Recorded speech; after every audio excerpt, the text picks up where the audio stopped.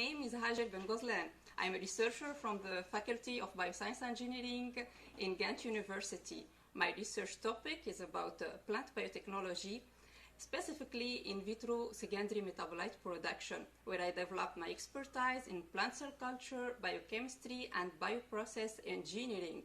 So for this conference, my talk will be about plant cell power, the future of tomorrow's industrial pharmacy.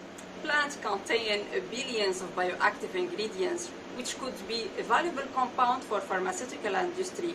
So let's discover together how to address the challenges of traditional production by leveraging the power of a plant cell culture. This will redirect us from lab to the market by producing new drugs, cosmetics, and also nutraceuticals.